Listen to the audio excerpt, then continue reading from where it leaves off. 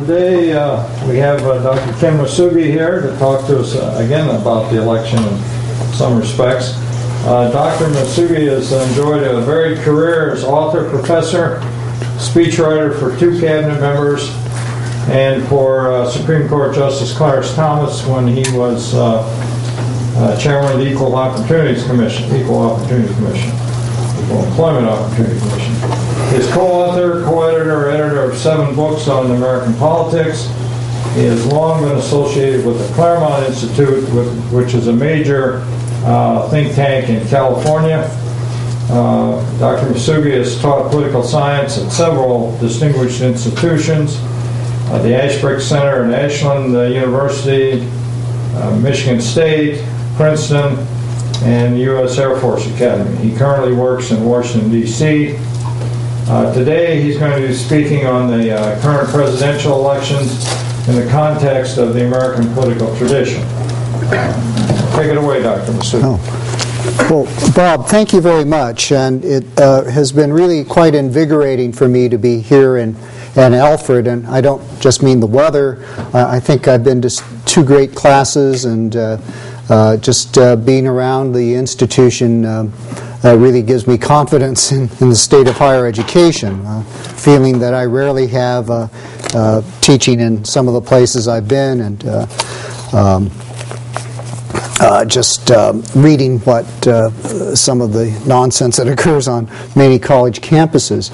And I think what in fact we have in the election this year is really reveals a kind of deficit of learning and a lack of respect for ideas that I think is really appalling, and that I think all sides in this partisan year really need to think about, regardless of what happens first Tuesday in November. One thing that goes unremarked about our election today, and I'm just going to speak for maybe 20 minutes or so. I'll try to cut myself off and let you have at it, because I'm sure you have a lot of intriguing ideas. One thing that has gone unremarked is that both major candidates have been authors. In McCain's case, of a few different books co-authored with his longtime speechwriter, Mark Salter. And in the case of Barack Obama, this remarkable autobiography, Dreams from My Father, a very serious book, and then a kind of more of a campaign sort of book, The Audacity of Hope, I think, which is another very important book for understanding who Obama is. And looking at their books, and not at any policy statements or other speeches from the campaign, you get a measure of both the strengths and the deficiencies of both candidates. Just very briefly on McCain, because I think Obama's books are much more worthy of focus. On McCain, the problem with McCain as a candidate, you see from his books, his remarkable story. The people he admires in a book called Worth Fighting For. McCain is interested in the heroic and heroic action, self-sacrifice, and he has the credentials, the deeds to back up that concern, that focus. The problem of McCain can be seen, and both of the problems of both of these author candidates can be seen in other great books, books even better than the ones they've written. The book I would compare McCain's with is Shakespeare's Coriolanus. Coriolanus is the story of a great Roman warrior who is eventually elected to the position of consul, a chief executive in Rome. Well, Coriolanus as a warrior was tremendous, but as a political leader he was a disaster, because he aspired to too much greatness, a greatness that the plebeians in Rome and even his fellow senators could not comprehend. They couldn't see it. He was much too above them. And that's been the problem of McCain. I mean, people admire his wartime service, but he won't elaborate on these things in a way that makes him less like a god and more like one of his fellow citizens. That's the problem with McCain, is how do you translate such transcendent heroism fighting his captors at every step, and ultimately unsuccessfully. He says, well, look, I broke, and that is a statement of humility on his part, but it's a sort of humility in the context of such harrowing straits that we find it very hard to identify with him in a way that Democratic politicians have always tried to do. Abe Lincoln, the log cabin, and this is an extraordinary strategy on Lincoln's part. Not that he didn't actually grow up in a log cabin, he did, but when he ran for Senate, he was one of the most successful lawyers in America. I mean, it's a very cunning campaign, and something I'll come back to in a bit when I go into Obama, who consciously models himself after Lincoln. If Theodore Roosevelt, the great progressive, is McCain's model, and remember, Roosevelt was not just a warrior, he was a corporation basher. He was one of the original progressive statesmen. And progressivism got its start in the Republican Party. Its force was stolen by Woodrow Wilson in his version of progressivism. It's the warrior Roosevelt aggressively pursuing policies is what fascinates McCain. Whether we want that sort of figure now, well, that's the polls will decide. But so far, it doesn't seem like the best course of action. Obama's story is somewhat different, and it seems counterintuitive. His book, Dreams from My Father, would seem to disqualify him from being a serious candidate for president. Because the Obama that comes out of Dreams from My Father, which is a serious book, and it's a book that teaches us something about race in America, about living in a biracial family.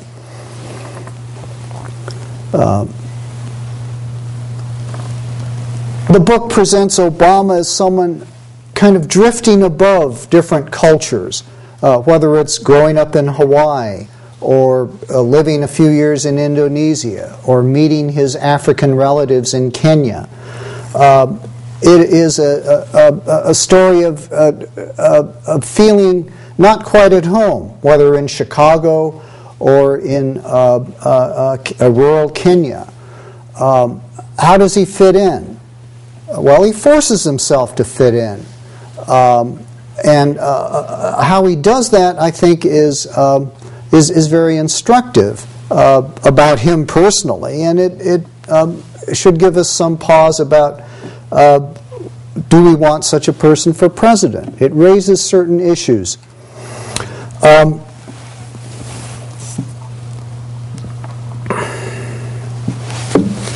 Let me read one passage that I think is rather remarkable.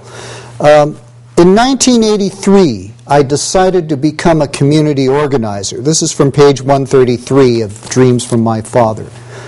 There wasn't much detail to the idea. I didn't know anyone making a living that way.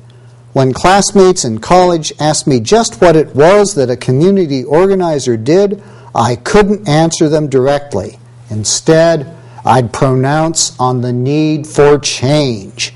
Change in the White House, where Reagan and his minions were carrying on their dirty deeds. Change in the Congress, compliant and corrupt. Change in the mood of the country, manic and self-absorbed.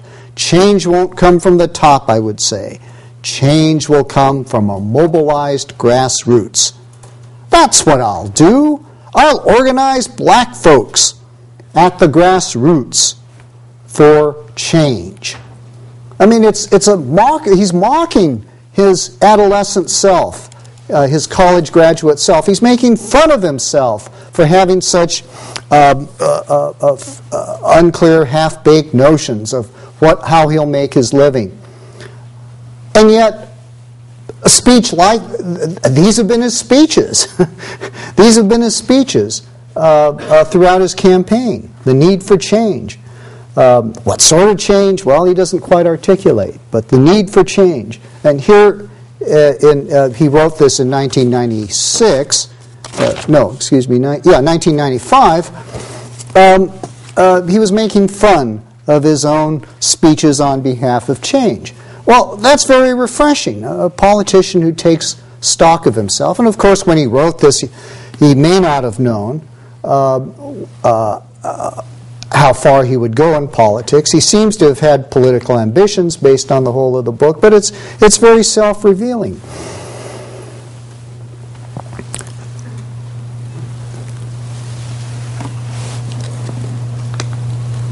He presents himself as a cosmopolitan, not necessarily rooted in America. And in fact, at the end of the first, I believe the first debate with McCain, and second debate maybe, he made explicit reference to his Kenyan father, which I thought was rather surprising. And then I thought, well, why emphasize your foreignness? You already have this name that implies something alien about you. But why emphasize your the foreign side of you at that point? And I think they were being very clever. And this is the cleverness of the Obama campaign, is that it turns what initially appear to be deficits into positives. It's a fact that no Democrat has been elected president without a Southerner on the ticket. Right? Well, what has Obama done? There's not a Southerner on the ticket unless you count Joe Biden, who says occasionally he comes from a slave state, former slave state. But that's not serious. Instead, what Obama has, from Chicago, has made up for that absence by his race and by bringing out much more of the black vote than had hitherto gone to the polls in southern states, even states like Virginia and North Carolina, which have been traditionally Republican, Florida as well. And so out of that increased black vote, Obama has turned what is potentially a negative, his race, into a positive. And his foreignness becomes a positive as well when you think of people who are descended from immigrants. I mean, some more recently than others. He has a sort of cosmopolitanism that goes along with the globalization that is part of our political culture. He goes between worlds, a Muslim world, an African world, multiracial Hawaii, Indonesia, with its Muslim majority and its Asian people. And he can connect in the Ivy League, in the low-income areas of Chicago. He's present in all of those areas.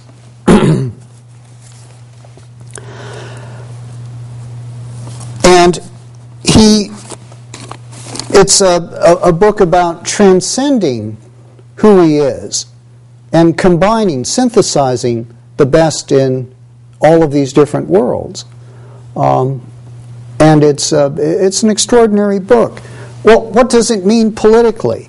Politically, you see the beginning of what he's getting at in his mention of the Declaration of Independence. The Declaration plays a major part in both of Obama's books, The Audacity of Hope as well as Dreams from My Father. McCain talks about the Declaration as well, too. I should certainly note that. By the way, the title, Audacity of Hope, comes from a lecture that the now notorious Reverend Wright, a sermon the now notorious Reverend Wright gave, a sermon that brought him to tears as he watched people go up to embrace the Christian faith. At that time, he was not baptized. He was not a member of a Christian church. But he knew politically he had to become a member of a church, and so he eventually chose to be baptized at Reverend Wright's church in order to become more politically effective. And he says quite explicitly that his new understanding of Christianity that Reverend Wright gave him enabled him to retain all the skepticism that he had about religion before, together with the promise of the black church, of all the effective social programs, the community that it promised, and the hope that it gave people. So the audacity of hope is certainly a great part of his politics, not just from the title of his book, but the shaping of his whole political career. And again, as I say, the Declaration of Independence plays a major part in the audacity of hope, as well as in his earlier book, and just some brief statements about the Declaration.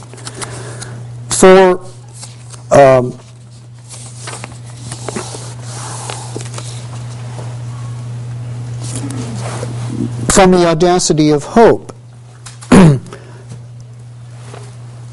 Obama says, finally, people will understand after in a legal case, in some protest or other, they will see a principle, and the principle that they see will be the one stated in the Declaration of Independence. Black and white, they make their claim on this community we call America. They choose our better history. They choose our better history. And the they that's choosing our better history are the people who protest against an injustice, and they protest in the name of the rights stated in the Declaration of Independence. The Declaration of Independence then becomes the basis for an American community. Somewhat different, though, from the traditional understanding of the Declaration. Obama's Declaration of Independence is kind of a whip or a lash that people should use to shake themselves out of their complacency, out of their misunderstanding, out of the injustice they've perpetrated, and in the name of a higher way of looking at people, a better way of looking at people. In the audacity of hope, he speaks of the need to constantly, he uses Lincoln as a way of understanding the American tradition. He explicitly compares himself with Lincoln, even physically, tall, gangly, and he appropriates the language of Lincoln at crucial moments in announcing his candidacy for president. And he embraces Lincoln in a way that hardly any Republican has, certainly not Ronald Reagan even. And what, the superficial differences, people with very little national political experience, seizing a moment and running for president. What Obama does, though, is turn the Declaration into a statement about rights, rights which can be enforced in any number of ways.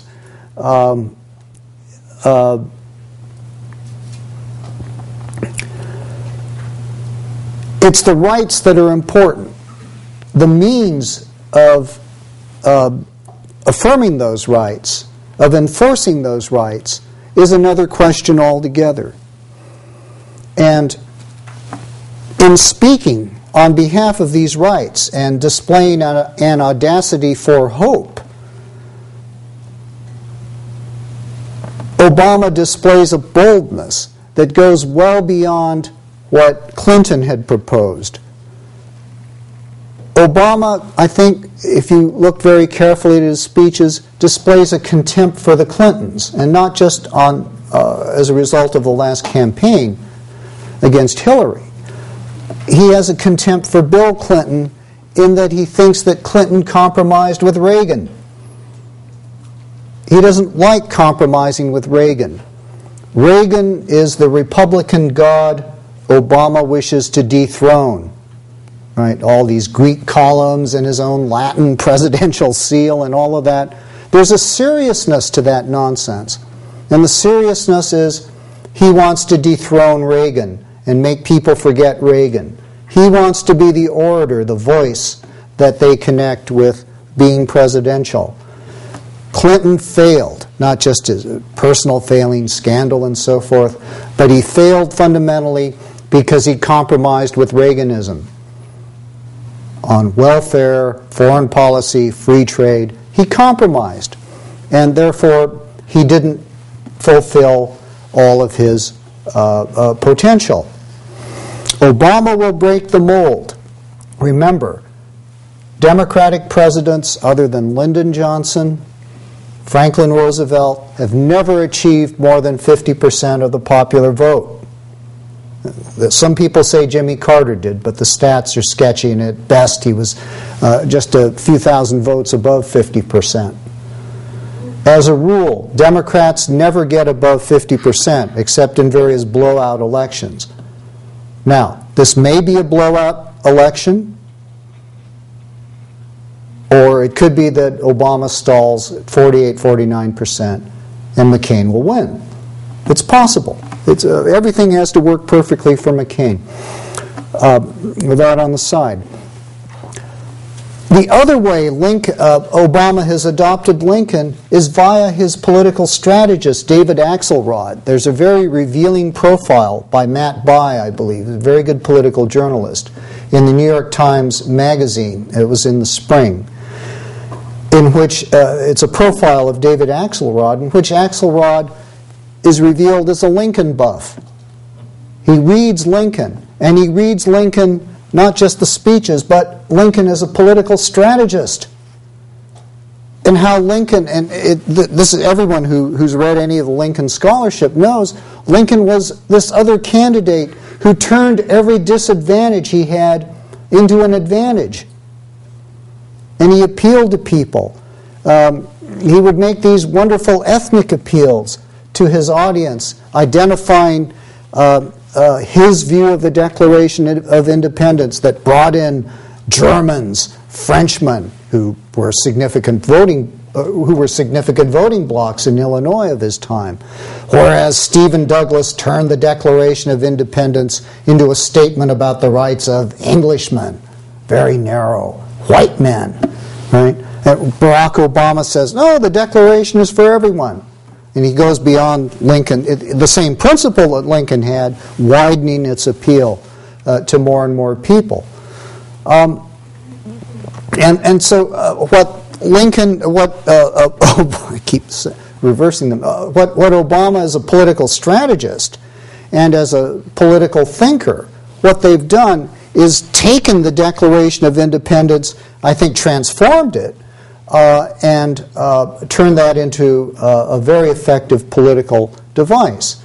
The person I'd contrast with Barack Obama is another political figure who recently published an autobiography, a man I used to work for, Clarence Thomas, a book called My Grandfather's Son. And the Declaration of Independence, he just had a speech on this, the excerpts of which were printed in the Wall Street Journal about a week ago. Thomas also has an understanding of the Declaration of Independence that makes it central to his understanding of politics. But for Thomas, in contrast to Obama, the Declaration states certain fundamental rights and then a government which has limited powers to enforce those rights. The Declaration of Independence is the basis for constitutionalism, of limited government, and of freedom that people can pursue in their own ways. As long as they follow, as long as they, within a moral context that is also shaped by the Declaration. And so we have this spectacle. Let me close with this thought, that it's quite possible that in January of the coming year, that the two leading intellectual sources of liberalism and conservatism in this country will be two African American men, Barack Obama as president, Clarence Thomas on the Supreme Court. And what a remarkable state of affairs. The two most articulate spokesmen using the Declaration of Independence, interpreting it in different ways. And this is very much true to the history of the Declaration of Independence as being the defining document as to who we are. 1800, the Declaration understood in different ways by Jefferson and by the Federalists. 1860, the Declaration understood by Lincoln and his opponents, Douglas and the Southerners, in radically different ways. In 1932, with the election of FDR, again, a different understanding of the Declaration that Roosevelt wanted to bring. And then in 1980, Reagan with another understanding of the government, and now in 2008, Barack Obama with his understanding of the Declaration. And so the Declaration of Independence remains the constant here, however different it has been interpreted over the years.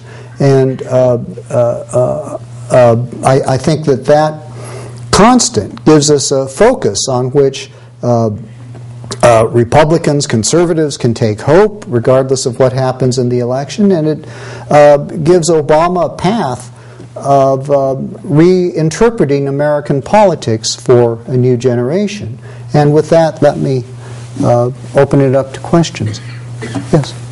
You explained Obama's view of the Declaration of Independence, but you did not touch on McCain's.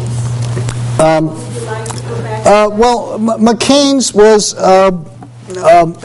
he talks less about that. He's much more interested in action, but he does refer briefly to it as here has an important place for him as a statement of fundamental rights that have to be respected, that have not been honored in many instances throughout our country's history. But he doesn't make it as central to who he is and what he wants to do as Obama does. And, of course, there are different readings of it. I think McCain's understanding of the Declaration is much closer to Thomas's.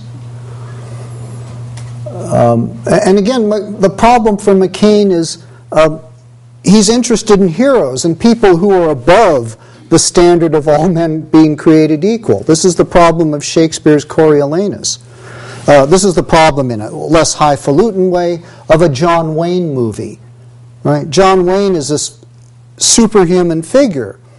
The best John Wayne movie for this purpose is The Man Who Shot Liberty Valance, a person who is too big for a civilized country, for a town once it becomes civilized. He really can't live there.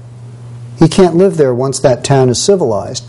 But to get the town civilized, that town needs that John Wayne figure. And that's the problem in all of his great westerns, of how do you live with John Wayne? Because you need him to have civilization, but once the place is civilized, he doesn't really belong there. He's a danger even. And that's the same problem that Coriolanus poses in Shakespeare's great tragedy. Anything else? Thoughts on the campaign? I have a thought on Obama's first book. Obama writes that in 1995. Published Why would then. anybody be interested in it? Well, because he was the first African American elected as president of the Harvard Law Review. He had published nothing, I think, or virtually nothing. But he got a very lucrative contract to do a book. I mean, this book turned him into a millionaire. I mean, these two books together. He could make a fantastic living should he be defeated in November as a writer. He's a very fine writer. And with this intriguing biracial background, growing up and having relatives all over the world, he is certainly an alluring figure, an exotic figure. And he does write in a very insightful way. And one of the problems with conservatives, Republican Party, is that they fail to take his ideas seriously. And it's all here. I mean, his virtues and his vices can be seen in these two books together. But no one really took them that seriously on the conservative or the Republican side, or else their ideas never got a serious hearing. But these are the sorts of things that people should have been debating. But they didn't. And, you know, their strengths, and then I think there are weaknesses as well in the way Obama looks at the world.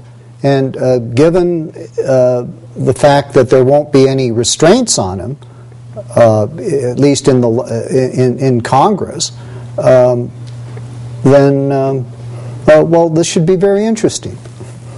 Yeah, please. I guess I wanted you to go back a little bit. Maybe I just missed something or didn't understand something.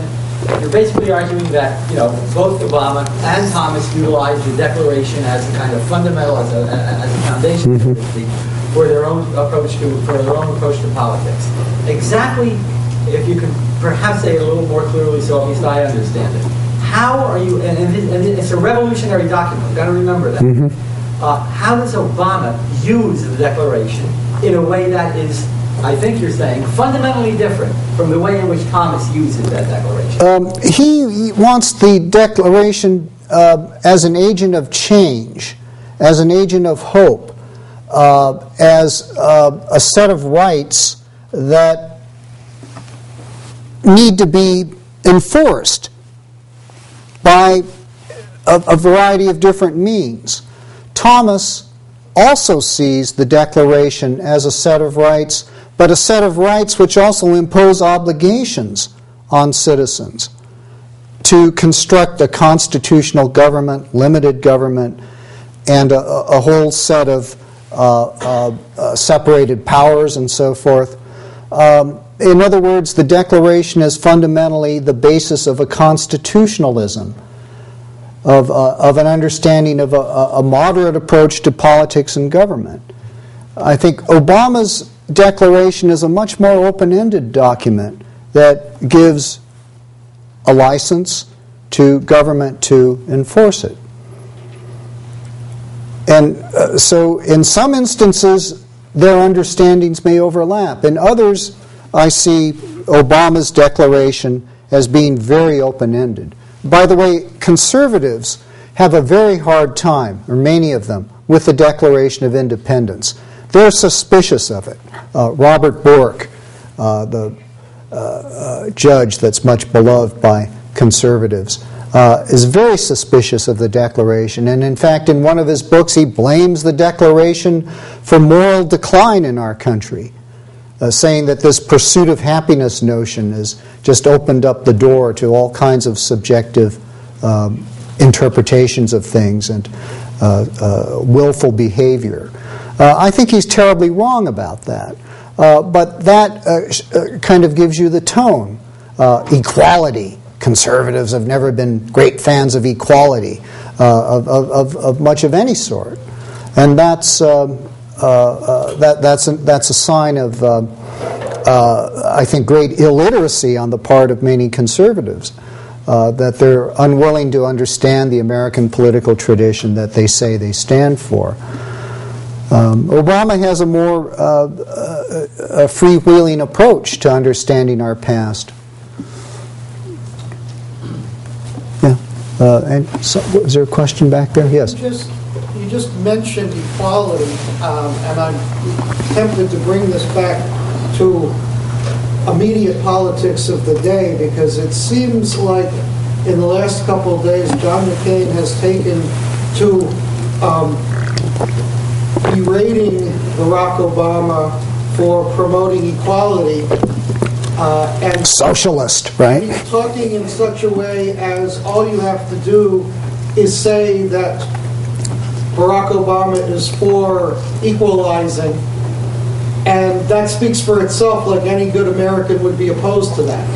Yeah, right. Yeah, we touched on this in Professor Grayson's class on Tocqueville, and there are two versions of equality that have been with us as long as there's been in America.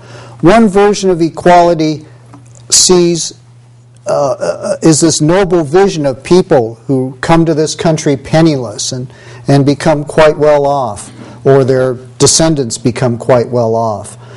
In other words, America, with all its resources, its laws, and so on, permit people to rise.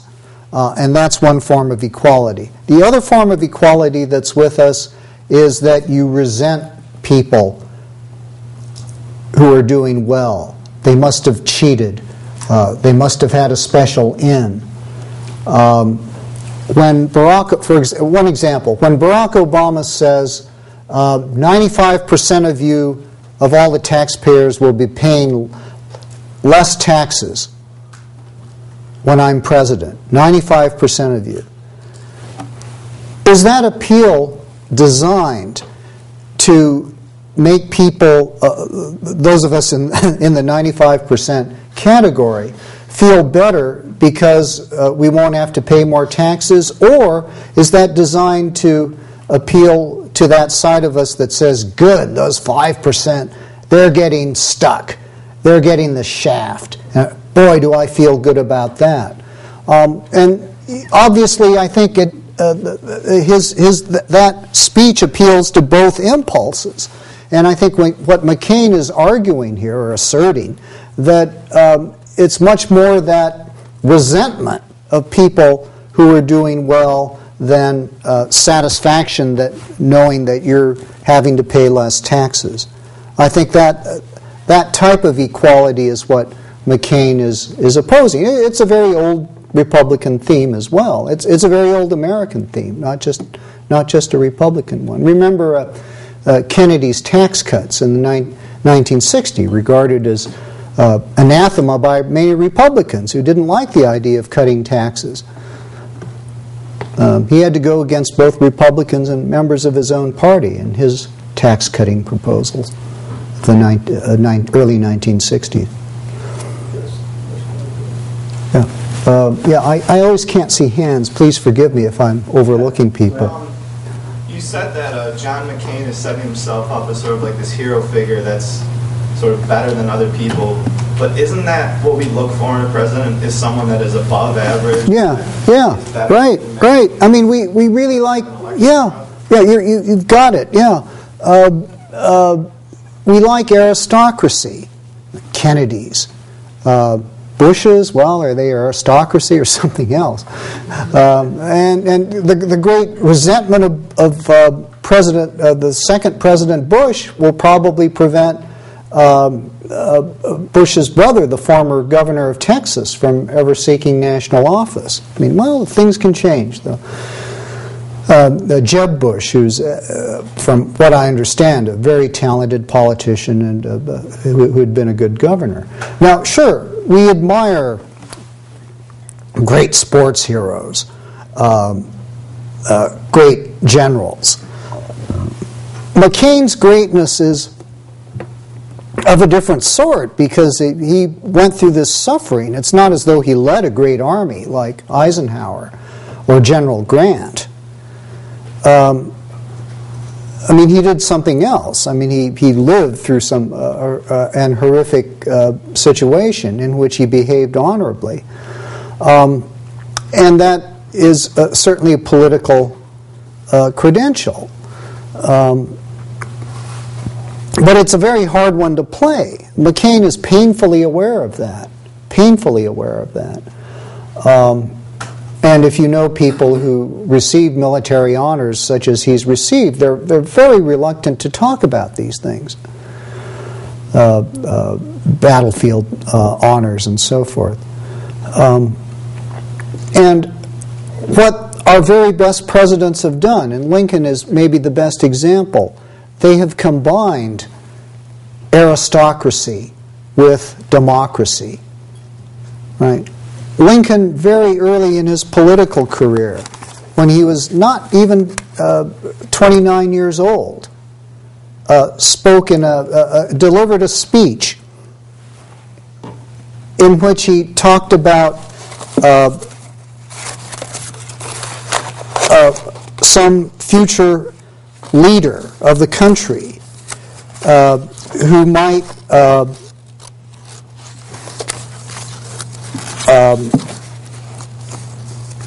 achieve political victory by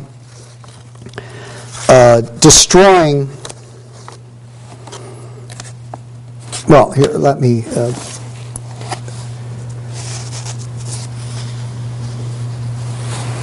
Towering genius disdains a beaten path. It seeks regions hitherto unexplored. It sees no distinction in adding story to story, level to level, upon the monuments of fame erected to the memory of others. It denies that it is glory enough to serve under any chief. It scorns to tread in the footsteps of any predecessor, however illustrious. It thirsts and burns for distinction, and if possible, it will have it, whether at the expense of emancipating slaves or enslaving freemen. And this is Lincoln when he's 29 years old.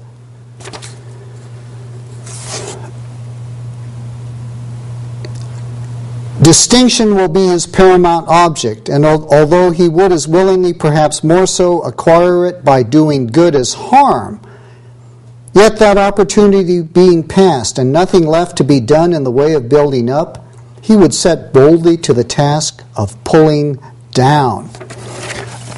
And Lincoln says Americans have to arm themselves against the possibility of such a leader, a towering genius, he calls himself. He calls this person.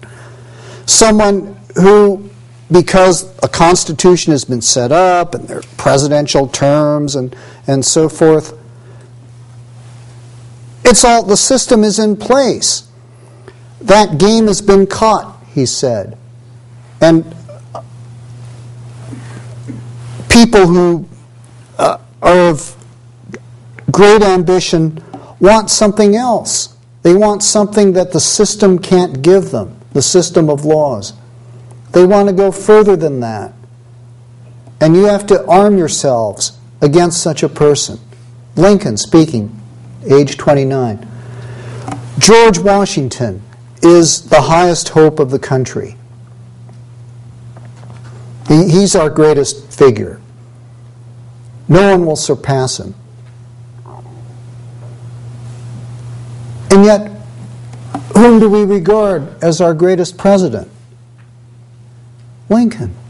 Who was the man Lincoln was warning about at not even age 29? Well, Lincoln. He was the man who surpassed the founders. It's a chilling speech to read. He surpassed the founders. He surpassed their fame.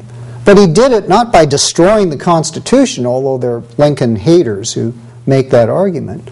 Lincoln did it by saving the Constitution, by saving the Union. And he did it through his heroic actions, and he did it by appealing to the American founding. And Lincoln, the man who was born in a log cabin, he had these towering ambitions, but he also portrayed himself as a man of the common people, right? This really very well-to-do lawyer, powerful lawyer, who was yet a man of the people. And that's the problem for both Obama and McCain want to solve in their different ways. And Obama's been very successful at doing this. And McCain having a different problem, but